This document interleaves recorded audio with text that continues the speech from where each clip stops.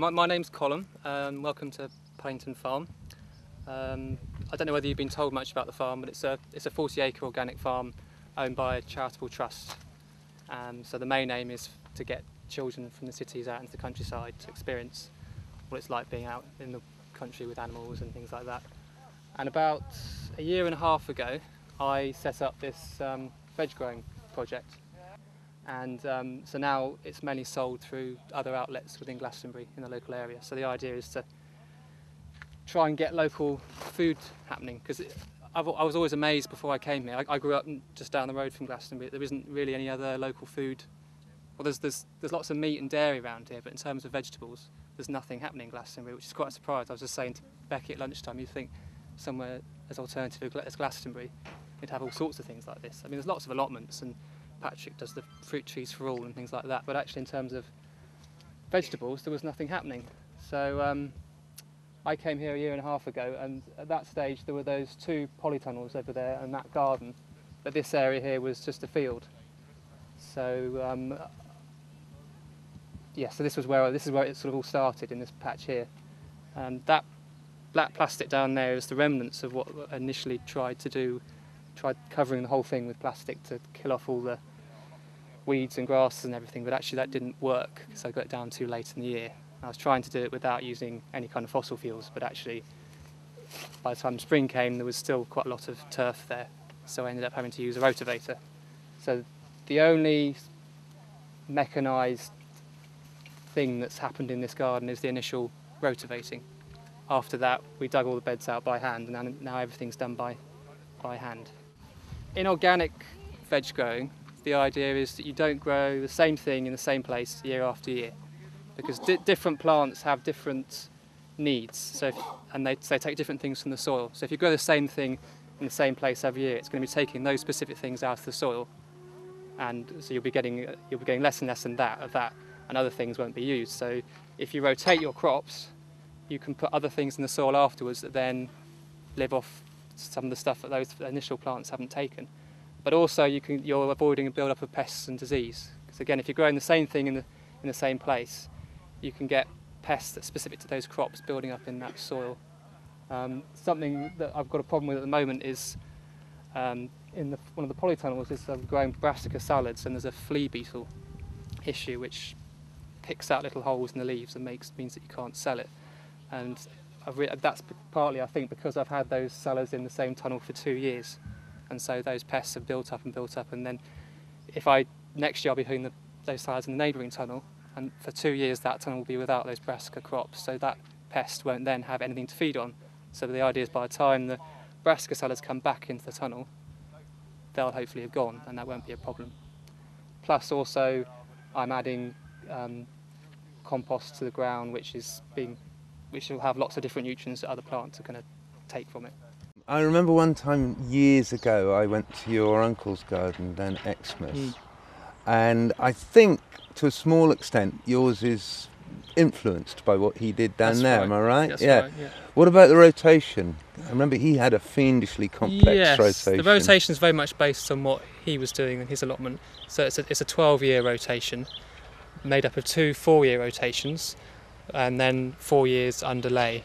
So the 2 first 4-year rotations make up an 8-year block, and the first year is potatoes, followed by alliums, followed by brassicas, followed by seeds, and then the next 4 years is potatoes or squash again, followed by legumes rather than the alliums that time, and then brassicas again, and then the seeds.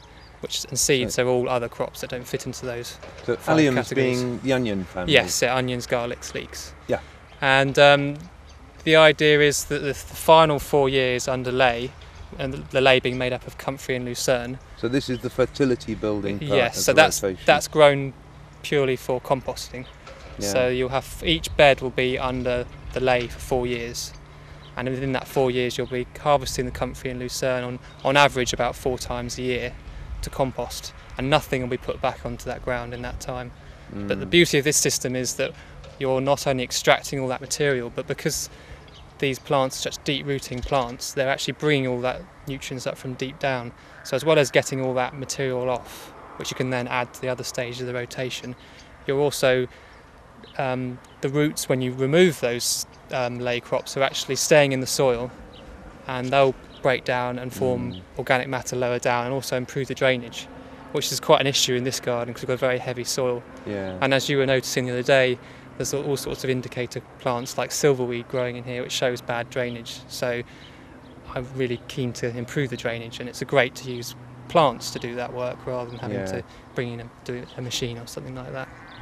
And the 2 4-year rotations, you are divided up again so that the potato and the brassica crops, they get fed, and the other 2 years within that block don't get fed, because some crops don't like to be, they like soil that's been fed the previous year, so you feed it really well with the brassicas and the potatoes, and then the following crops can feed on the residual material in the ground.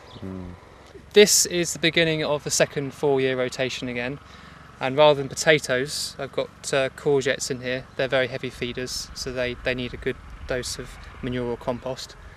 Alongside these unusual round courgettes here, we've got these marigolds, which are a nice bit of companion planting. You say the marigolds are a nice bit of companion planting. What specifically do they do? Well, they attract beneficial insects. There are all sorts of other theories about marigolds as well. I mean, I know some people suggest that they deter pests by actually drawing in the pests to them rather than your plants that they're next to. And it's interesting because some of these have actually got aphids on them, and the neighbouring plants haven't, so perhaps that's actually working there.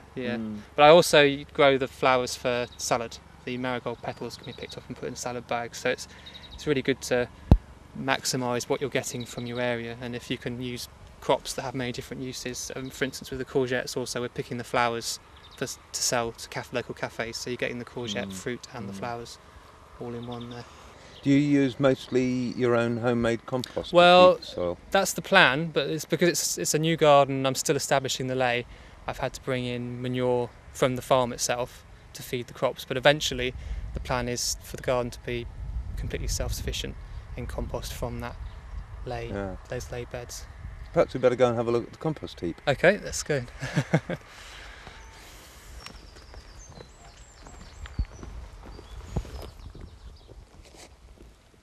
Okay, so here we have, this is right at the centre of the garden, this is our composting area, and we recently moved it here because prior to that the compost heap was actually over in the far corner of the garden, and it didn't make much sense because we're coming backwards and forwards with material from the garden and then taking the compost back out again, so it made much more sense to have it right in the centre of the garden.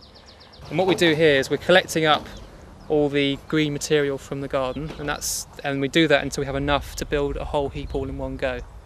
And this is an example of a heap that was made a week and a half ago, and just to give you an idea of how much it's broken down, it was about this high a week and a half ago, and because it's been made in a correct manner, the bacteria has worked so quickly that it's actually shrunk right down to there, which is quite an amazing thing really.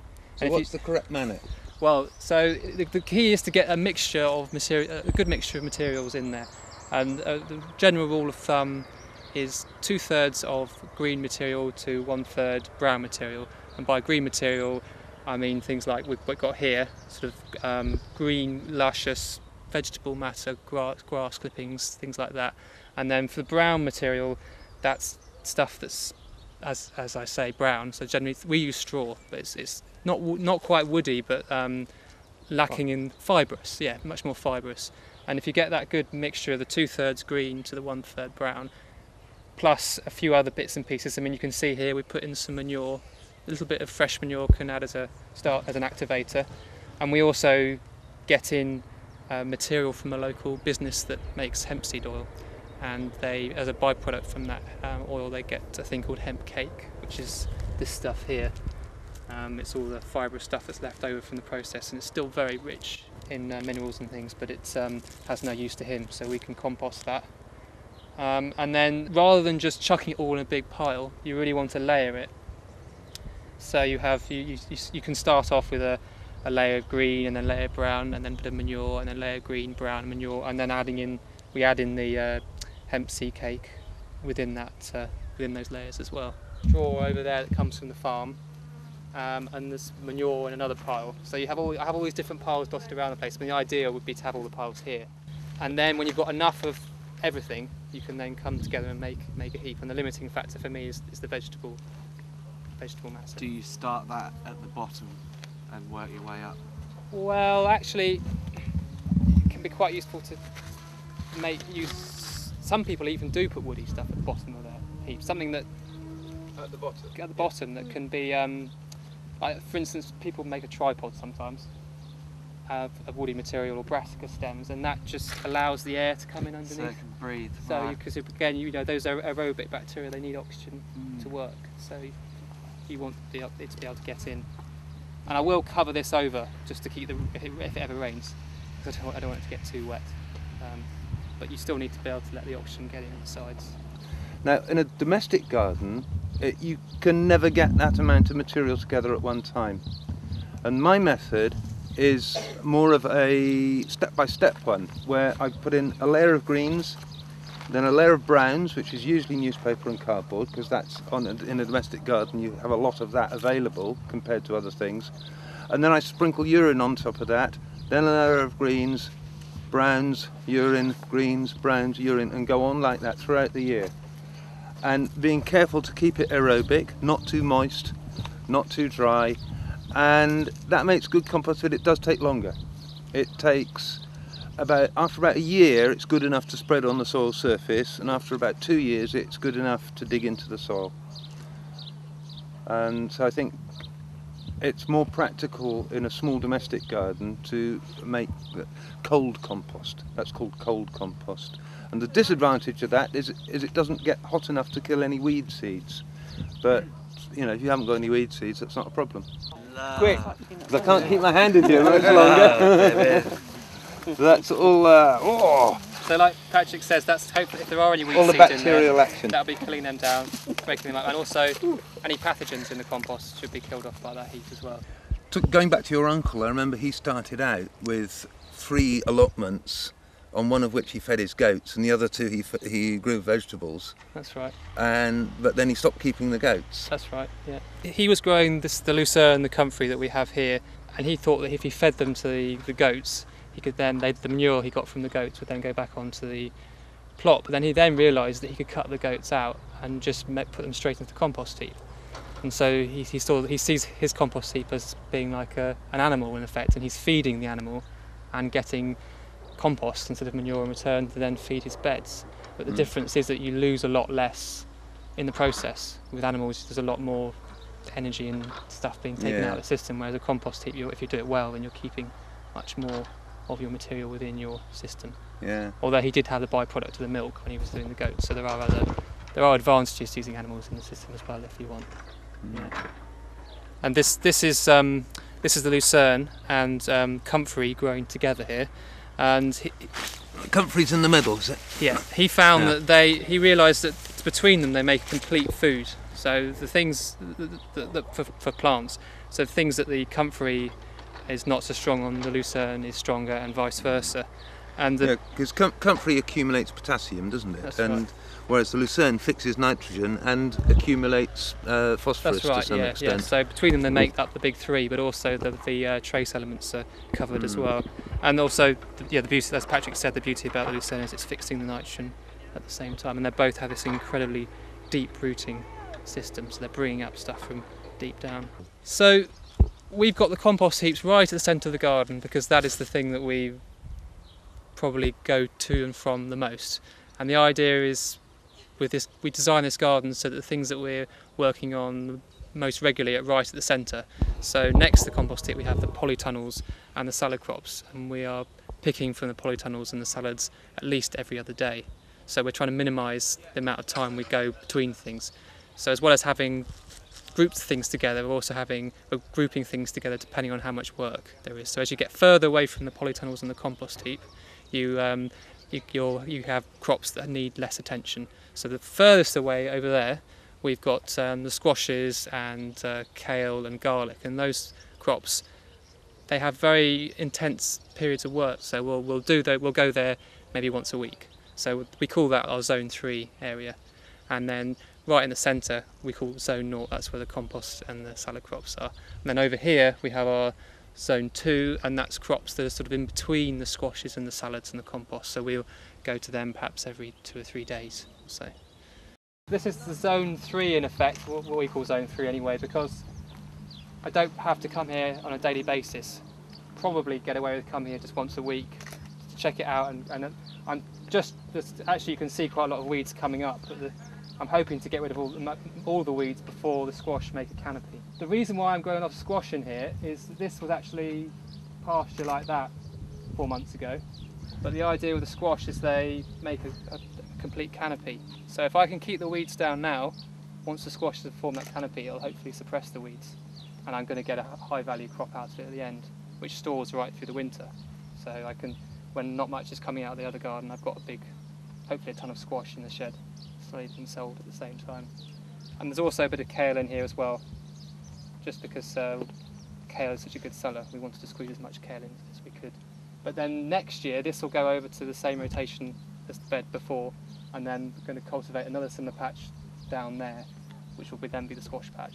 So it's like a bit like a pioneer crop really. It's the first thing that I grow. As an experiment this year, we're growing beans amongst the squash. There's a thing called, is it the Three Sisters? Yeah, in the States, where they grow sweet corn, beans and squash together.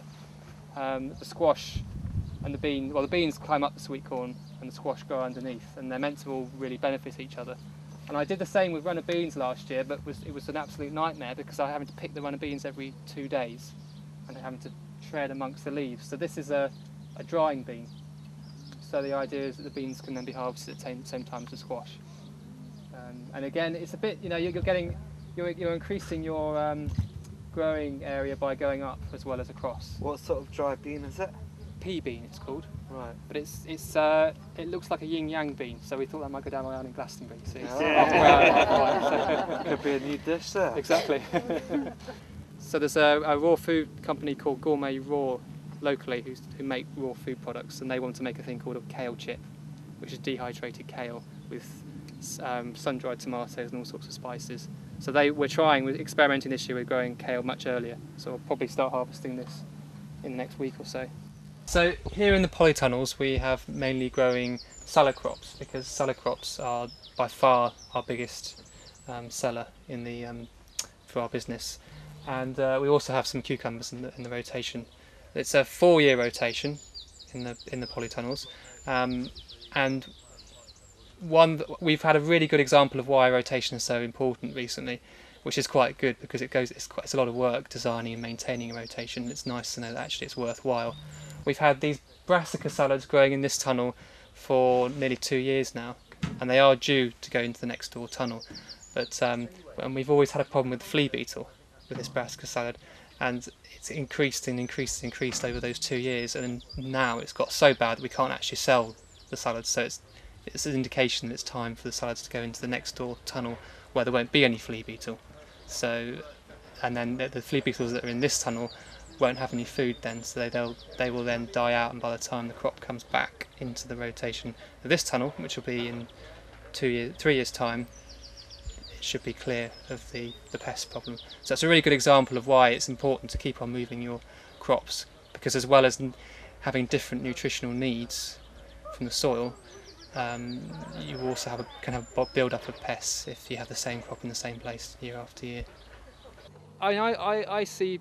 I mean, there's quite a few things that I think are permacultural around the garden, which I'm going to point out to you as we go around. But I personally see permaculture as a philosophy which you can dip into. It's not this is how you do it. You look at your surroundings, your environment, and say, well, I've got a particular type of soil here, so that thing doesn't really fit, but this thing does, so I'll do that. So I suppose it's probably more organic than it is permacultural, this garden, but there are lots of things that I think that I draw on from the permaculture.